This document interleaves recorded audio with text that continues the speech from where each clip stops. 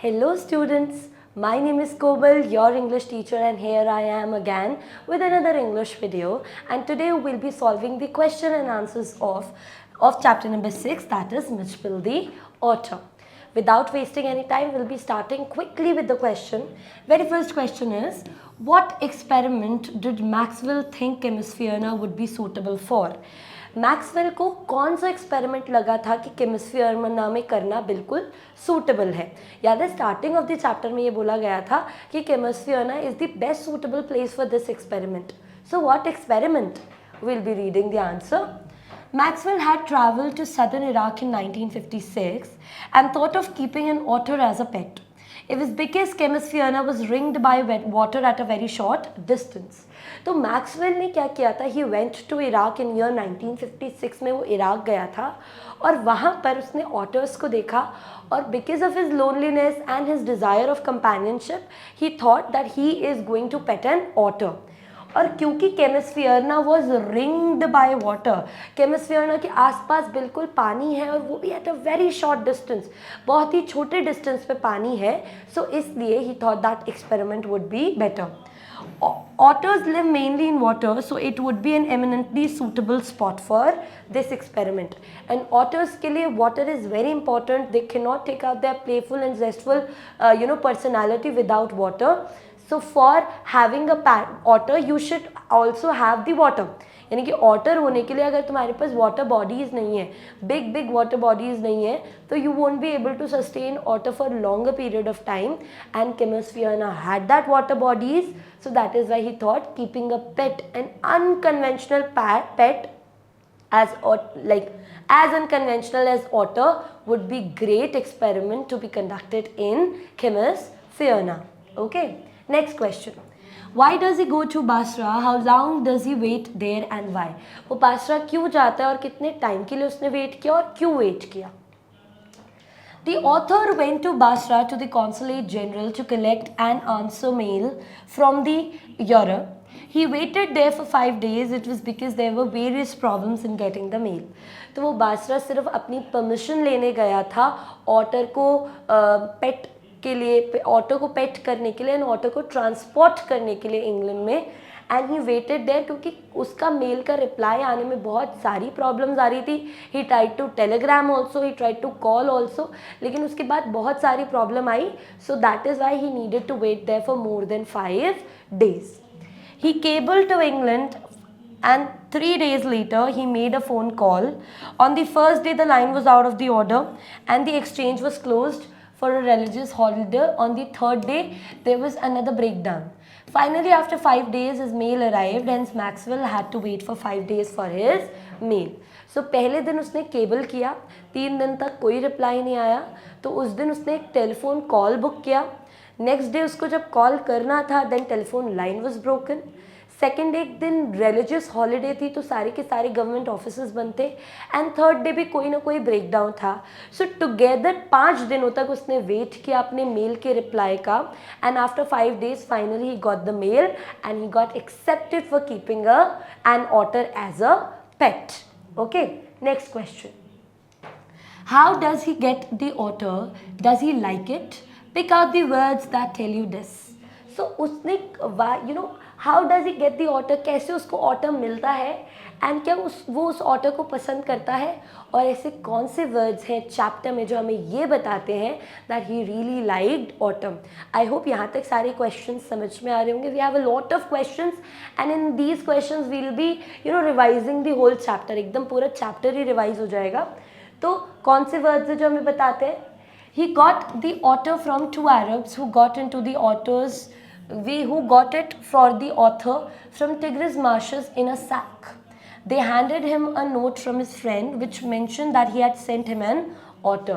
याद है चैप्टर के टाइम पे मैंने बताया था वो मेल लेते हुए अपने रूम में जा रहा होता है, वहाँ पे 2 अरब्स बैठे होते हैं, वो एक बैग देते हैं, एक सैक देते हैं उसको जिसमें ऑटर होता है, और वो ऑटर कहाँ से लेके आए थे? टिग्रिस मार्शेस से लेके आए थे.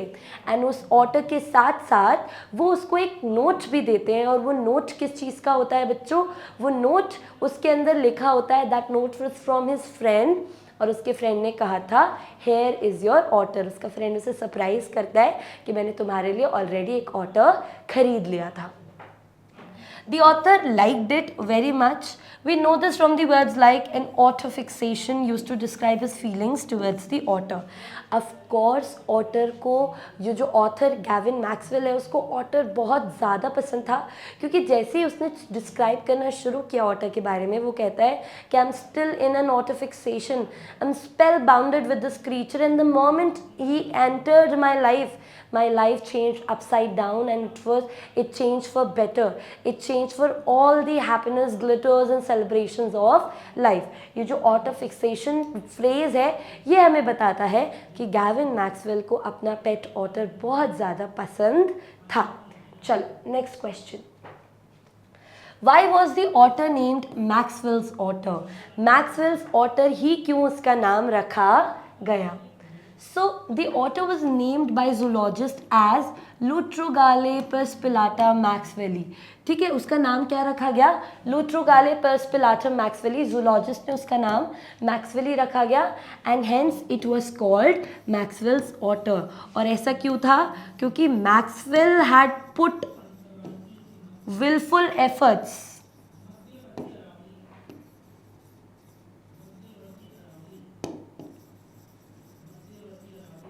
to transport midge from its native place to a foreign land. मैंने तुम लोगों को तब भी बताया था कि मैक्सवेल ही वो इंसान था जिसने एफर्ट्स किए थे, और इसी के बाद जूलॉजिस्ट के नज़रों में वो पूरी स्पीशीज़ आई थी, and to honour that effort the name of the otter, the whole species name was kept as Lutrogale perspicillata maxwelli, और यूजुअल भाषा में उसे मैक्सवेल्स ऑटर कहा जाने लगा। ठीक है, now tick the right answer in the beginning. The otter was aloof and indifferent, friendly or hostile. क्या था otter? aloof and indifferent था, friendly था या hostile था? ये हम लोगों ने फर्स्ट पार्ट में भी किया है। It was aloof and indifferent. वो अपना स्पेस को उस टाइम पे he was trying to get accustomed to the new surroundings of Consulate General's room. Next. What happened when Maxwell took Mitchell to the bathroom? What did it do 2 days after that? अच्छा, क्या हुआ था जब Maxwell उसको bathroom में लेके गया था और 2 दिन बाद मिचबिल ने क्या किया? Very easy question. When Maxwell took Mitchell to the bathroom for the first time, the otter went wild with the joy in the water for half an hour. He plunged and rolled in it. He shot up and down the length of the bathtub underwater. He made enough slosh and splash for a hippo, if you remember the chapter. After 2 days, he escaped from there and he entered the bathroom to play in water and was fumbling at the chromium taps with his paws, and after a moment achieved the full flow. देखो, तुम लोग इसको एक बार pause करके पढ़ लेना, मैं तुम्हें जल्दी से समझा देती हूँ। मैंने समझा भी दिया था पहले भी पार्ट में कि जैसे ही वो उसको बाथरूम में लेके गया, Mijbil went wild with water. He was jumping here and there. He was running from one end to the other end of the bathroom. He was splashing. He was sloshing. पूरे पानी की पानी में छप छप कर रहा था. वो जंप कर रहा था. पानी के नीचे जा रहा था. पानी के ऊपर वॉक करने की कोशिश कर रहा था. So he was very happy around the water and he kept playing. लेकिन 2 दिन बाद क्या किया मिचबिल ने? He escaped into the bathroom, यानी कि वो अपने रूम से भाग के चोरी छुपे बाथरूम में चला गया. And he kept fumbling, fumble करता रहा क्रोमियम टैप्स पे until उसको एक ट्रिकल ऑफ वाटर मिला. और जैसे ही वो ट्रिकल ऑफ वाटर आया, वाटर फ्लो आउट होने लगा टैप्स में से, he started shouting out of joy. वो ज़ोर ज़ोर से खुशी के मारे चिल्लाने लग गया. ठीक है, next question. How was Midge to be transported to England? Mitch को कैसे ट्रांसपोर्ट करना था इंग्लैंड से इंग्लैंड तक, फ्रॉम बासरा टू इंग्लैंड? देखो, एक बार तो एक ब्रिटिश एयरलाइन ने तो मना कर दिया था, लेकिन दूसरी एयरलाइन ने क्या इंस्ट्रक्शंस दिए थे? This is what we are suppose to answer in this. So Mij was to be transported to England by air. The British airline didn't fly animals, so the author booked a flight to Paris on another airline and from there to London. So as I told you, Mitchell, Maxwell wanted to transport his animals from Basra, its native place, to the all foreign land, that is England. अब जब उसे ये करना था तो उसने देखा कि उसने सबसे पहले ब्रिटिश एयरलाइन से एक डायरेक्ट फ़्लाइट बुक करी, लेकिन British airline did not allow animals on board. तो उसने एक कनेक्टिंग फ़्लाइट को ट्राई किया, और वो कनेक्टिंग फ़्लाइट थी सबसे पहले from Iraq, from Basra basically, Iraq Basra to Paris, and Paris के बाद वो थी सीधा इंग्लैंड लंदन के लिए. ओके, फिर वो वहाँ से केमस फियोना जाने वाला था. तो मिचबिल, और वहाँ पर फिर उस एयरलाइंस ने क्या इंस्ट्रक्शंस दिए? The airline insisted that Mitch should be carried on the floor at the writers feet, packed into a box not more than 18 inches square. और एयरलाइन इंस्ट्रक्ट किया कि सबसे पहले आपको एक बॉक्स प्रिपेयर करना पड़ेगा that should not be more than 18 inches square, and also the writer had to keep that box on to its feet. Writer को अब वो जो बॉक्स था अपने पैरों पे ही रखना अलाउ था, ना वो सीट पे रख सकता था, ना फीट पे लैप पे रख सकता था, सिर्फ फीट पे ही रखना था. And that is how the Mijbil, that is how the airline instructed Maxwell to transport Mijbil. Okay, next. अब मेन इंपॉर्टेंट क्वेश्चन है, इसको स्टार मार्क कर देना. 3 स्टार क्वेश्चन है ये आपके कभी ना कभी एक एग्जाम में ज़रूर मिलेगा.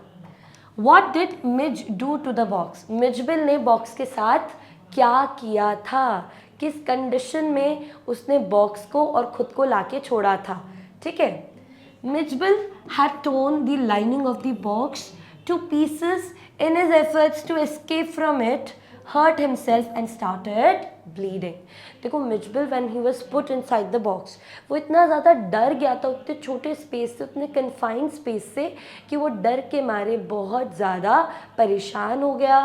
वो चिल्लाने लगा, और उसने डर के मारे अंदर जितनी भी प्रोटेक्टिव लेयर थी, जो लाइनिंग थी, उसको पूरा तोड़ दिया, उसको पूरा पीसेस, श्रेड्स में फाड़ दिया. ठीक है. अब मिचबिल ने जब अपनी लाइनिंग को ऐसे बिल्कुल टॉर्न कर दिया, और उसके एफर्ट्स की वजह से थोड़ी थोड़ी वो टूटी भी, तो वो क्या हो गई, एकदम एजी हो गई, कहीं कहीं से वो बहुत नुकीली हो गई, जिसकी वजह से मिचबिल की बॉडी पे इंजरीज हो गए, और ब्लड आ रहा था. जो बॉक्स के चिंक्स थे, small small holes and chinks थे, उसमें से blood was trickling out. So this is what Mijbil did to the box. Next question. Why did Maxwell put the otter back in the box? How do you think he felt when he did this? एक बात बताओ, वो जो खराब box था उसकी lining तोड़ के मैक्सवेल ने क्यों वापस मिचबिल को बॉक्स में रखा, और उस टाइम उसकी क्या फीलिंग्स थी, वो क्या फील कर रहा था? This is what you are suppose to answer. Maxwell put the otter back in the box because he knew there was no other way. The airline would not fly him without the box. He was anxious and felt sorry by looking at the otter's condition as it hurt itself while trying to escape from the box. So we can see, I think, yes, this is the, so सबसे पहले Maxwell ने उसे वापस उसी box में रखा because he was getting extremely late for the airport. Airport 5 मील दूर था, उसके पास सिर्फ 10 मिनट थे. ही कुडंट हेल्प बिकॉज एक तो कनेक्टिंग फ़्लाइट थी, अगर एक फ़्लाइट मिस होती तो दूसरी फ़्लाइट भी मिस हो जाती, एंड इतनी ईजिली वापस से फ़्लाइट्स नहीं मिल सकती थी, and he needed to reach back to London any how.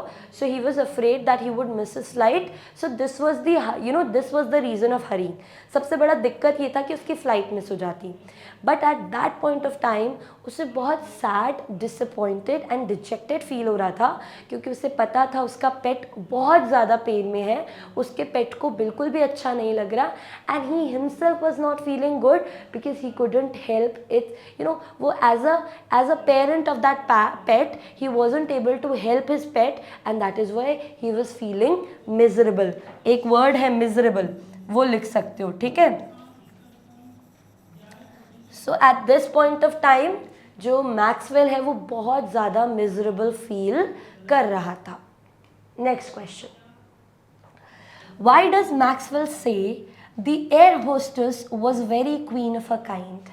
Maxwell ने ऐसा क्यों कहा कि जो एयर होस्टेस थी she was a queen of a kind? And he also remarked, उसने और भी ऐसे रिमार्क्स दिए थे कि आई वुड किस her hand out of admiration. She had this charming smile and she extended the hand of help again. So these words, why did he say these? Why did he pass these remarks for that air hostess? What was the reason? The air hostess was friendly and showed sympathy to Maxwell after listening to his story. तो देखो सबसे पहले air hostess बहुत ही friendly थी and she was sympathetic also towards Mijbil's condition. और जब उसने स्टोरी सुनी तो उसने मैक्सवेल और मिजबल की हेल्प करने की कोशिश की. She respected his feelings and concern about the incident with the box and suggested that he should keep his pet on his knees. उसने रिस्पेक्ट किया और उसने कंसर्न दिखाया कि जो भी उसके साथ हुआ है वो बहुत बुरा हुआ है. And she also allowed Maxwell to keep the pet otter, to keep the box, to take out the pet from that box and keep him on the lap so that he will feel a little safe. Hearing this, author developed a profound admiration for the kind lady and referred her as the very queen of her kind.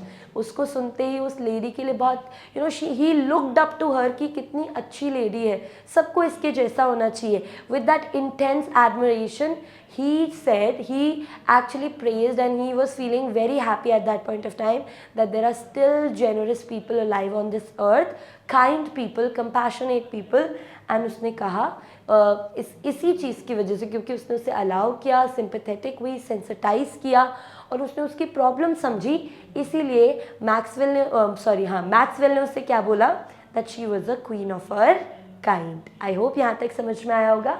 Late us move to the next question.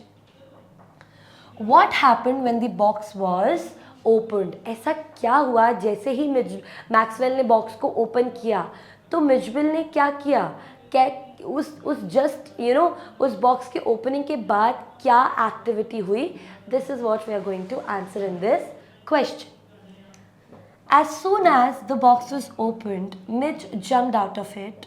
He disappeared in no time and ran all over the place, scaring other passengers on the flight. तो उसने कहा जैसे ही box open हुआ तो मिजबल with in a flash of a second, एक blink के साथ ही वो पूरे प्लेन में इधर से उधर दौड़ने लगा, वो डिसअपियर हो गया, जिसकी वजह से और सारे पैसेंजर्स डरने लगे. And there was a hue and cry. You can write this, hue and cry. याद है द लिटिल गर्ल चैप्टर जो ग्रेड 9 में पढ़ा था तुम लोगों ने? यू एंड क्राई हमने वहाँ पर भी देखा था जब फादर की पोर्ट अथॉरिटी की स्पीच फट जाती है. So there was a hue and cry in the house. Similarly, there was a hue and cry on the plane because all the passengers were afraid as there was an animal moving across their legs on board. Okay? The otter created a lot of chaos in the airplane and the co-passengers got scared looking at the little creature. उस छोटे creature को देख के सब लोग डर गए क्योंकि otter ने बहुत ज़्यादा chaos create किया था. There was a lady who was jumping and shouting, "There's a rat! There's a rat!" And Maxwell also tried to jump over Midgeville to catch it, but then he got his face smeared with curry as he jumped onto the legs of an Indian turbaned man. I hope ये सारी चीज़ें याद है, बहुत अच्छे से मैंने explain की थी. ठीक है? Out of fear, a woman stood up on her seat as she went beneath the legs of a portly white turbaned Indian. Maxwell tried to get hold of Midge but failed. Okay? So now what happened? एक जो lady थी, she stood up on her seat and she started screaming, "A rat, a rat!" And then he also tried to jump onto a man, onto the leg, onto the feet of a man where Midgeville was moving. लेकिन उसने क्या किया, उसके मुंह पे पूरी की पूरी करी आ गई. And then बहुत बुरी तरीके से वो फेल हुआ. Then the air hostess assured Maxwell that she would find the otter for him. Soon enough, Midgeville returned to the author, clung to his knee and began to nuzzle his face and neck. तो फिर air hostess आई और उसने कहा कि sir आप बैठ जाओ, I will go and I will find your Midgeville. And after that he again admired the lady and then the moment he was trying to look back, जैसे वो पीछे देखने की कोशिश कर रहा था कि एयर हॉस्टेस को ऑटर मिला या नहीं, तो उस पॉइंट पे क्या हुआ बच्चों, ऑटर की आवाज़ उसे आने लगी और उसने देखा the otter was bounding upon his body, वो जल्दी से बॉडी पे चढ़ रहा था. And he came on his shoulder, he nuzzled with his and he was nuzzling and pecking on the author and he was feeling secure. फिर उसके बाद जर्नी एकदम सेफ गई और वो दोनों ने एकदम सेफली एंड साउंडली ट्रैवल किया. Now we've come to the fourth part. Fourth part के क्या क्या questions हैं? What game had Midge invented? Mijbil ने कौन से games invent किए थे? First, Midge had invented the game of a ball and a suitcase. The lid of the suitcase, when closed, remained at a slope from one end to the other. Midge would place the ball on the higher end. He would run to the other end to ambush the arrival of the ball, grab it and throw it off with it to the high end once more. तो देखो Mijbil बहुत सारी चीज़ों से खेलता था, टेरेपिन shell से खेलता था, मार्बल्स, बॉल्स, हर चीज़ों से, लेकिन उसने खुद का गेम बनाया था. जब ऑथर वापस आ रहा था बासरा से इंग्लैंड में लंदन की तरफ, तो उसका एक सूटकेस, क्या ऐसे सूटकेस का ये सरफेस होता है, तो वो सूटकेस एक तरीके से उसके ऊपर एक डेंट हो गया और एक साइड उसका क्या हो गया, लोअर हो गया. Like one side was lower and another side was higher. तो अब मिचबिल इतना इंटेलिजेंट एनिमल था कि उसने क्या किया, गेम इन्वेंट किया. वो हायर साइड पे जाता था, यहाँ एक बॉल रखता था. बॉल क्या करती थी, रोल डाउन होती थी और वो यहाँ से जल्दी से भाग के खुद को छुपा लेता था. और जैसे ही लोअर साइड से बॉल नीचे गिरने वाली होती थी, एकदम से वो जंप करता था कहीं से, क्योंकि वो छुपा लेता था खुद को सूटकेस के अंदर, एकदम नीचे एकदम बैठ जाता था, लेट जाता था. और जैसे ही बॉल गिरने वाली होती थी, वो जंप करके उस बॉल को कैच कर लेता था. And it was one of his favourite games to play and it would keep him busy for hours and hours. बहुत घंटों तक वो ये गेम खेलता रहता था. Now what are the compulsive habits? What does the Maxwell say are compulsive habits of school children and Midge? देखो Maxwell हमें बताता है, याद है मैंने इससे जस्ट पहले वाले पार्ट में बताया था कि कंपल्सिव हैबिट्स होती है, कोई बच्चे स्क्वायर्स के बिल्कुल बीच में चलते हैं, लाइंस हैं तो लाइंस के जिगजैग जाएंगे, पोल्स हैं तो पोल से हर एक पोल को टच करते हुए जाएंगे. These are compulsive habits and it is common to all. तो कौन कौन सी कंपल्सिव हैबिट्स के बारे में मैक्सवेल ने बताया है? सबसे पहले स्कूल चिल्ड्रन की क्या कंपल्सिव हैबिट्स होती है एंड मिचबिल की क्या कंपल्सिव हैबिट्स थी जो उसने लंदन में डेवलप की थी. Okay, first, compulsive habits are repetitive action or behavior by a person without any clear reason. They become the integral part of the people's lives through constant use. हमने ये देखा है compulsive habits ऐसा कोई होता है, बस एक repetitive action होता है जो किसी एक particular situation में निकल जाता है और ये एक हैबिट बन जाता है धीरे धीरे करके, क्योंकि हम कॉन्स्टेंटली इस चीज़ को करते रहते हैं और इन चीज़ों को करने का क्लियरली कोई रीज़न नहीं होता है. Like there is no result out of it, we just do it because our brain tells us to do it. Okay, so it's just a kind of एक ऐसा पैटर्न ऑफ ब्रेन है जो एक particular situation में निकलता है और अगर हम उसे बार बार करते हैं तो it converts into a habit. So these are what compulsive habits are. Now school children की क्या कंपल्सिव हैबिट्स हैं? So the writer describes some of the compulsive habits of school children as they place their feet squarely on the center of each paving block. जैसे मैंने बताया था, अगर squares होंगे तो हर स्क्वायर में एक पैर रखना ज़रूरी है. लाइन पे पैर नहीं लगना चाहिए, बिल्कुल सेंटर में ही पैर हमें रखना है. एक ये कंपल्सिव हैबिट है. They touch every seventh upright of the iron railing. जैसे अगर रेलिंग है तो तुमने एक को छोड़ के एक को टच करोगे, हर सेवेंथ रेलिंग को टच करोगे, मतलब एक पैटर्न बना लेते हैं हम, हर रेलिंग को टच करना है, एक को छोड़ के एक को टच करना है. अगर हमारे पेडेस्ट्रियन लाइंस होती हैं तो हम उसमें गाड़ी को ऐसे जिग जिग जिगजैग ऐसे करके चलाने की कोशिश करते हैं. तो इन सब चीज़ों को क्या कहते हैं हम लोग? Compulsive habits. They pass to the outside of every second lamp post. हर लैम्प पोस्ट को टच करते हुए या उससे हर एक ऑल्टरनेट पोस्ट से निकलने की कोशिश करनी. तो ये सारी कंपल्सिव हैबिट्स किसके अंदर होती हैं? छोटे बच्चों के अंदर होती है और इनफैक्ट एडल्ट्स के अंदर भी ये कंपल्सिव हैबिट्स होती हैं और तुम सबके भी अंदर होगी. तुम लोग मेरे को सब बताना कि कौन कौन सी compulsive habits you practice. Mijbil की क्या कंपल्सिव हैबिट्स थी? Now will be answering that. Midge would tuck the author to the wall of the school near his house. he would jump onto it, he would then gallop the full length of its 30 yards. मैंने बताया था कि वो क्या करता था, Maxwell को एक तरीके से वहाँ पर बहुत देर तक खड़ा रहना पड़ता था उसकी वजह से. एक छोटा सा प्राइमरी स्कूल था जिसके बाहर एक पैरापेट थी, एक शॉर्ट वॉल थी. उस पैरापेट पे वो एक साइड पे जंप करता था, ऐसे एक साइड पे जंप करेगा, फिर 30 यार्ड्स की वॉल पे ऐसे वॉक करता था और फिर नेक्स्ट एंड से जंप आउट करता था, फिर वापस से स्टार्टिंग एंड पे जाता था, जंप करता था, वॉक करता था और नीचे उतर जाता था. And this would distract all the peoples inside who would study in the school. छोटे छोटे बच्चे उस एनिमल को देख के खुश होते थे, चिल्लाते थे, और इनफैक्ट टीचर्स भी मिजविल को देख के डिस्ट्रैक्ट हो जाती थी. सो दिस इज व्हाट ये थी मिजविल की compulsive habit. Next question, what group of animals do otters belong to? जो ऑटर्स वो एक्चुअली किस ग्रुप ऑफ एनिमल, किस कैटेगरी ऑफ एनिमल्स को बिलोंग करते हैं एंड उसका क्या स्पीशीज है, this is what we are going to answer. Otters belong to small group of animals called मस्टेलिन्स.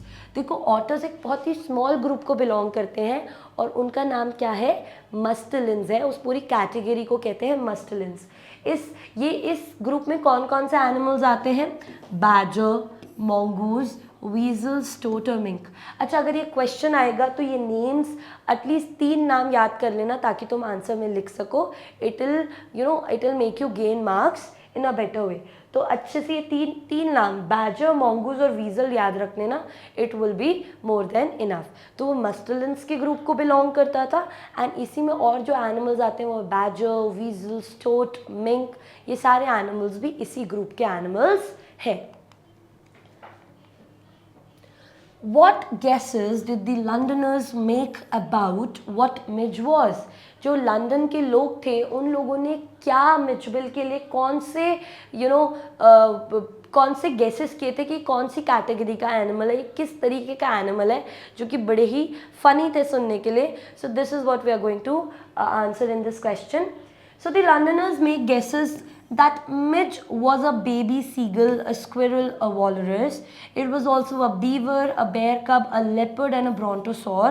Midge was anything but an otter. तो उन्होंने कहा मिजविल एक बेबी सील है, मिजविल एक स्क्विरल है, मिजविल एक वॉलरस है, एक leopard. How can you call an otter a leopard? I just don't understand why people of London could not understand this basic thing कि वो leopard तो बिल्कुल नहीं हो सकता. And they even connected the otter's species to that of the species of dinosaurs which are extinct. Dinosaurs are extinct, right? लेकिन उन्होंने कहा कि भैया ये क्या लगता है, एक छोटे से ड्रैगन, एक छोटे से डायनासोर की तरह लगता है, जो कि जिसका नाम है ब्रोंटोसॉरस. ओके. और मिज एक ऑटर के अलावा, other than an otter, it was every other single animal and people didn't have basic they didn't have actually basic sense that they could just walk up to Maxwell and they could ask कि what sort of species is this, what sort of animal is it. But then they would just keep on giving these wild guesses that it's a squirrel, a walrus, a beaver, a bear cub, a leopard, a brontosaur, and someone also called otter a hippo. Can you imagine? So these were the guesses these average Londoners make about Mitchell. Now we'll be doing the thinking about the text. We've come to the last, जो एकदम chapter के पीछे वाले questions होते हैं ना, वो 2-3 questions बचे हैं, जल्दी से कर लेते हैं. What things does Midge do which tell you that he is an intelligent, friendly and fun-loving animal who needs love? तुम्हें ऐसा क्या लगता है कि ऐसी क्या चीज़ें मिजविल ने की थी जो हमें ये बताते हैं कि सबसे पहले ये इंटेलिजेंट एनिमल है, ये एक फ्रेंडली एनिमल है, फन लविंग एनिमल है जिसको बहुत सारा प्यार चाहिए. अब देखो ये क्वेश्चन बहुत इंपॉर्टेंट है. बेसिकली ये समरी है ऑफ मिजविल्स एक्टिविटीज़.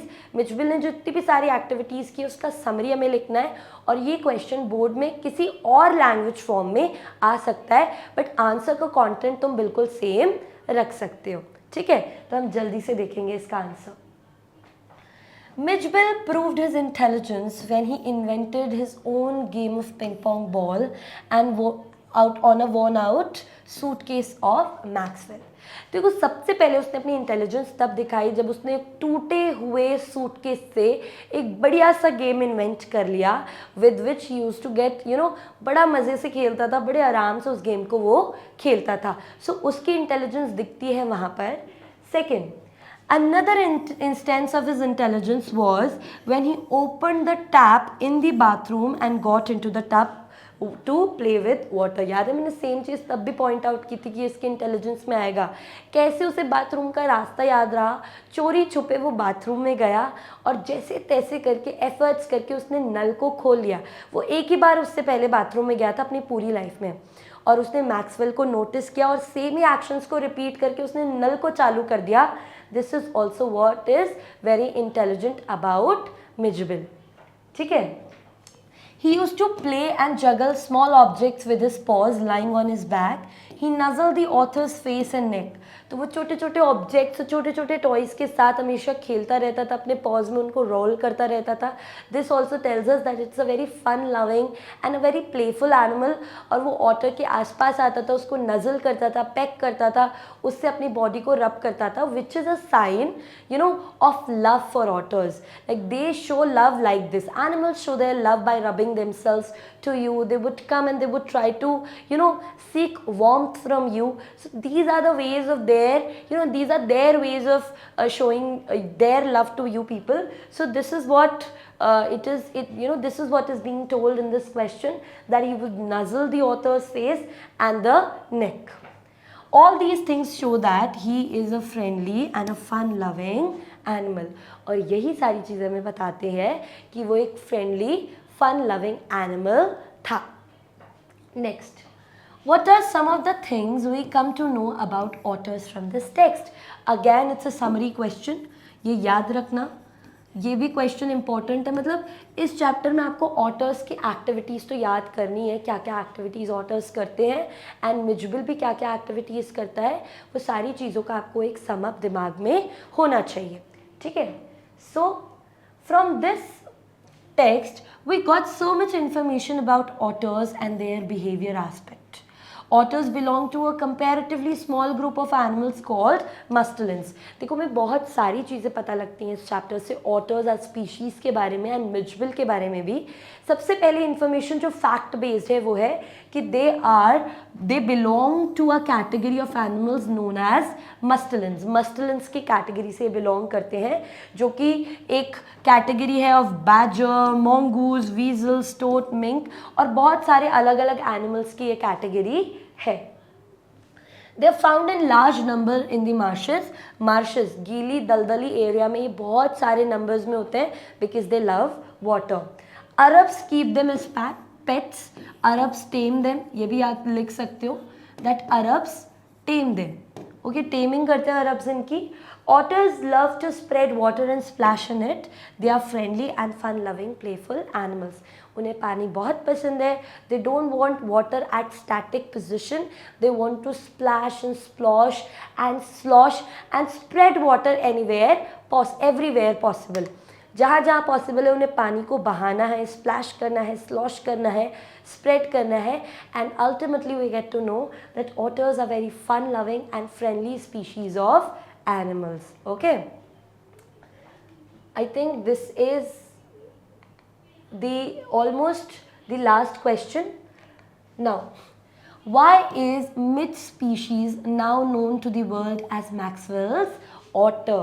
सबसे ये जो लास्ट क्वेश्चन है कि मैक्सवेल की स्पीशीज़, मैक्सवेल के ऑटर, लाइक जो ऑटर्स है, जो ये मिजबिल है, इसकी पूरी स्पीशीज़ मैक्सवेल्स ऑटर के नाम से क्यों जानी जाती है, ये भी इम्पॉर्टेंट क्वेश्चन है. इसका पहले भी हमने एक आंसर देखा है, लेकिन अब इसको प्रॉपरली देखो. Maxwell's otter was of a race previously unknown to science and was at length named by zoologists as Lutrogale perspillata maxwelli. Hence, it is known as Maxwell's otter in short. मैं वापस से इसको explain कर रही हूँ, इसको star mark कर देना, इसका आंसर को भी. It's a very important question. वो कह रहे हैं कि देखो पहले इस पूरे ऑटर की पर्टिकुलर जो ऑटर की जो पर्टिकुलर स्पीशीज़ थी, जो पर्टिकुलर टाइप था, ये साइंस को पता ही नहीं था कि एग्जिस्ट भी करता है। तो जब मैक्सवेल ने उस ऑटर को अपने नेटिव लैंड से एक फॉरेन लैंड में लाके रखा, जो कि बिल्कुल अलग था, लंदन था, और वहाँ पर बहुत सारे जूलॉजिस्ट थे, और मैक्सवेल खुद भी एक इन्फ्लुएंशियल पर्सनालिटी था। तो जब उसने जब लोगों के नोटिस में मिजबिल आया, so they started reading about it, then the world of science, then zoologists got to know that we didn't know about this race, we didn't know about this particular type of the otters, and because Maxwell was the one due to which Mitchell species came into what do we say, into the knowledge of the zoologist, इस वजह से Maxwell के efforts को honour करने के लिए the name was given, biological जो name है उसका वो है लूट्रोगाला पर्सपिलाटा मैक्सवेली। देखो यहाँ पर भी मैक्सवेल है, और शॉर्ट लैंग्वेज में जैसे मैंगो है, मैंगो का भी एक बायोलॉजिकल नेम है, लेकिन हम आसान भाषा में उसे मैंगो कहते हैं। सेम लूट्रोगाले पर्सपिलाटा मैक्सवेली बहुत बड़ा नाम है, उसको आराम उसको एक छोटी भाषा में आराम से लोग बोल पाए उसे, उसके लिए उसका नाम क्या है, Maxwell's otter. And with this, the question and answers of this particular chapter are over, and मैं rather करूँगी कि एक पूरा का पूरा video is a summary of this chapter, क्योंकि सारे questions chapter के text से related थे, और हम लोगों ने चारों पार्ट को वापस से कवर कर लिया है। सो आई थिंक क्वेश्चंस क्लियर हो गए होंगे, चैप्टर क्लियर हो गया होगा। अगर कोई भी क्वेश्चंस है तो please comment those questions down, and I will surely help you out solving those questions. And with this, we've come to an end of this particular video. And as I always tell you people, for your grade 10 preparations, stick to Mission Gyan, and for your grade 10 English preparations, stick to your Komal ma'am. Bye bye all of you. Take care and study well.